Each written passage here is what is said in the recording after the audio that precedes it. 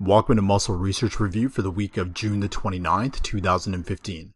Quick research summaries for the very busy health and fitness professional. So let's get started. For those that progress their patients and clients through core muscle activity in various balance positions, this next study is for you. Now, the study looked at core muscle activity in a series of balance exercises with different stability conditions. EMG was performed on 44 healthy subjects that performed 12 exercises in random order. Now, there were significant EMG differences between all exercises. Here's the proper progression based on the findings. Start with a seated position. Progress to bipedal standing stance on a stable or multi-axle surface, like a rocker board. Bipedal standing stance on a uni-axle surface, like a wobble board. Then unipedal stance on a stable or multi-axle surface, to a unipedal uni-axle surface, and finally, adding elastic resistance from stable to unstable surfaces in order to increase the EMG levels. A new study answered the question, is there an age-related decline in the performance of the transverse abdominis muscle? Now, the study used 18 adult males for the younger group and 11 older adults for the older group. In response to active arm abduction, they found that the older group was slower to engage the transverse abdominis than the younger group.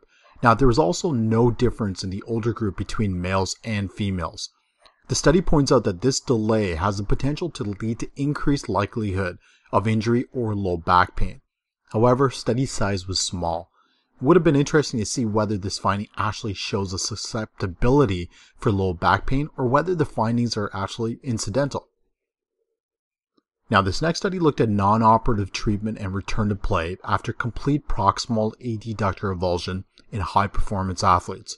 The results provide some statistics of what you can expect with respect to a strict rehabilitation plan. Now, the study looked at 6 consecutive athletes. Results were as follows. The mean age of injury was 28. Overstretch at 83% and kicking at 50% were the most frequent injury mechanisms. The dominant leg was involved in 83% of the time.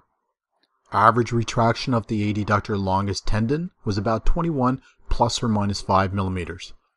Follow-up MRI showed a gradual reattachment in all cases. And all athletes returned to full sports activities on pre-injury levels within about 75 to 110 days with no functional deficiencies. Judging by the small case series, results are pretty favorable with a strict rehabilitation protocol. Now, this last study focuses on rotator cuff tears and asks the question, are strength measurements associated with the size of a rotator cuff tear? We know by now that clinical findings on x-rays, MRI, etc. do not always correlate with the severity of an injury. Now, this study showed some interesting results. The study looked at 208 patients with shoulder pain. Now, strength was assessed with a handheld dynamometer, and supraspinatus tears were diagnosed using assessment and MRI findings.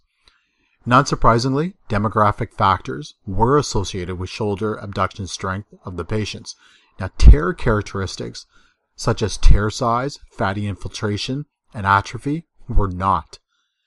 Do results like this alter your treatment strategies? Over the years, I've shifted my attention to patient focus to looking more at function rather than trying to treat what we find on x-rays or MRIs. Let me know what you think. If you have any comments, leave them below. Also, make sure you subscribe to our YouTube channel. We'll see you guys next time.